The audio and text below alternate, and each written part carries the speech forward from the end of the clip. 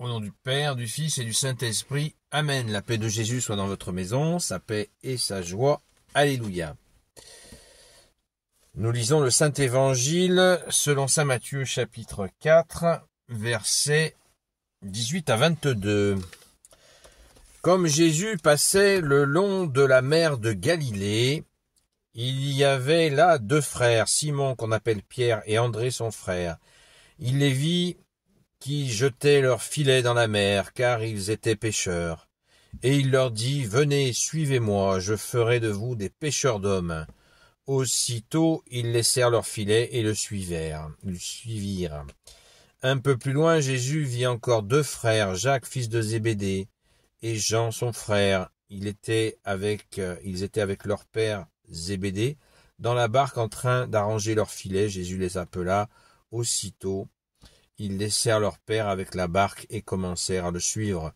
Jésus circulait dans toute la Galilée, il les enseignait dans leur synagogue, il proclamait la bonne nouvelle du royaume et guérissait le peuple de tout mal et de toute maladie.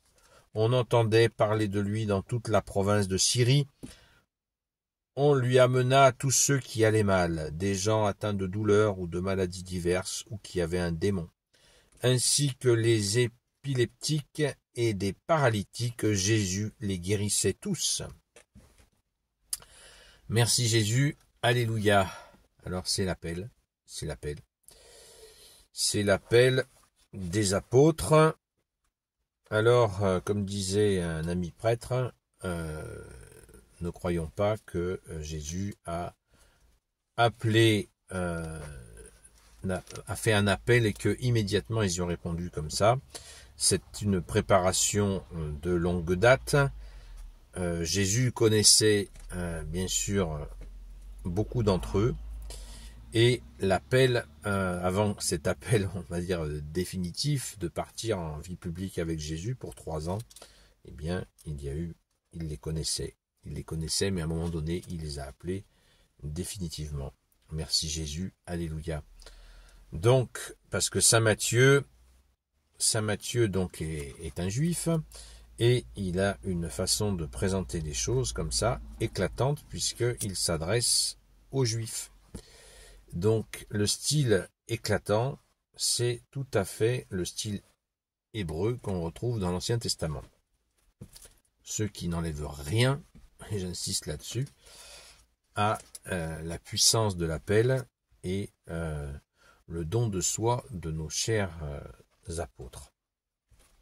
Il faut surtout pas minimiser cela, c'est pas du tout le but. Il faut comprendre le style de Saint Matthieu qui est particulier. Et merci, grand Saint Matthieu, de nous avoir légué ce témoignage absolument extraordinaire. On constate que déjà, qu'il nous est donné des précisions, qu'il y a déjà 2 frères dans les apôtres. Il y a même un père et son fils. On y reviendra. Mais il y a ces 2 frères très connus, André et Saint Pierre, qui étaient disciples de Saint Jean-Baptiste, et on a Saint Jacques et Saint Jean. 2 frangins. Ça fait 4 frangins. 2 pères de frères. Donc c'est très intéressant. Histoire de famille.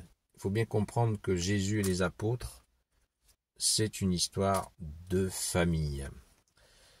Très, très important, d'autant que notamment Saint Jacques et Saint Jean sont des demi-frères de Jésus, au sens où Sainte Anne a eu donc la Vierge Marie comme enfant, mais elle a eu aussi une maman, il a eu aussi, Sainte Anne, un autre mari, et avec lequel elle a eu des enfants, qui sont Saint Jacques et Saint Jean. Vous voyez, donc on voit là les liens familiaux. C'est très intéressant d'étudier la généalogie de Jésus, et notamment par Sainte Anne, la mère de la Sainte Vierge, qui a eu 3 maris. Non pas qu'elle était volage, mais ses maris étant décédés, elle en a épousé d'autres. Voilà.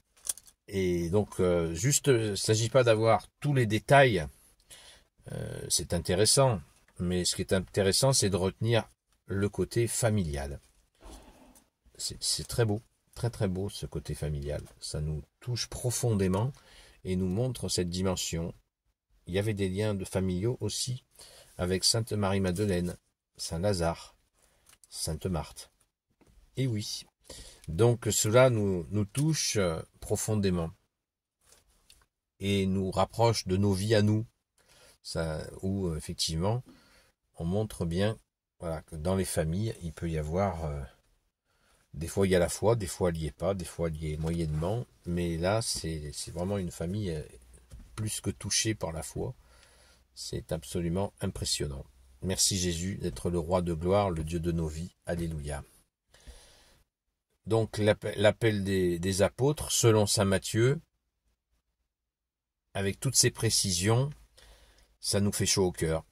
On pense à eux, on pense à ce moment où ils sont, comme ils disent, comme on dit dans l'église, l'appel décisif, et ben c'est ça revient à ça, hein, l'appel décisif, quand ils sont partis avec Jésus, et ils ne sont jamais revenus, car ils ont tous été martyrisés.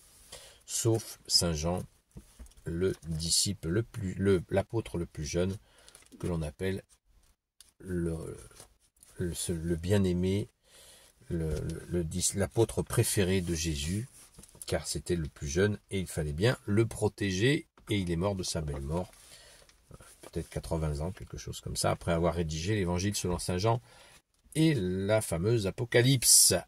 Alléluia, merci Jésus, merci à tes saints apôtres, Amen. Gloire éternelle soit au Père et au Fils et au Saint-Esprit, maintenant et toujours et pour l'éternité. Amen. Ô Jésus, toi qui peux tout et qui portes tout, toi le Sauveur, toi l'Emmanuel, je te confie toutes celles et ceux qui regarderont cette vidéo, ainsi que leurs proches, selon ta seule volonté, ô Jésus. Sainte Marie, Reine des cieux, toi l'Immaculée Conception, toi qui écrases le serpent, toi qui es la lune sous tes pas, toi notre Mère, notre Dame, Saint Joseph, toi le juste et le saint, toi le sage, toi la terreur des démons, toi le saint gardien de la Sainte Église catholique apostolique, Sainte Marie-Madeleine, notre chère Sainte Patronne, et vous tous les saints et saintes amis de Jésus, Saint Michel Archange, Saint Gabriel Archange, Saint Raphaël Archange, et vous tous les anges qui servez Jésus, je vous confie toutes celles et ceux qui regarderont cette vidéo, ainsi que leurs proches, selon ta seule volonté, ô Jésus. Donc, belle journée dans la paix de Jésus, n'écoutez pas les bruits de guerre, mais vous les donnez à Jésus, ne vous angoissez pas, veillons et prions comme l'a demandé Jésus.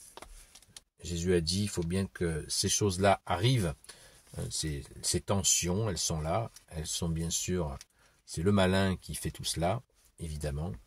Donc, pour en être à l'abri, eh bien, il nous faut garder notre lampe allumée, veiller et prier, comme a dit Jésus, pour que Jésus nous mette à l'abri. Et voilà, n'écoutons pas tous ces bruits, il y a de la manipulation là-dedans, donc soyons à l'abri de tout cela, et on ne peut l'être uniquement que par toi, Jésus. Amen. La paix de Jésus soit dans votre maison. À très vite.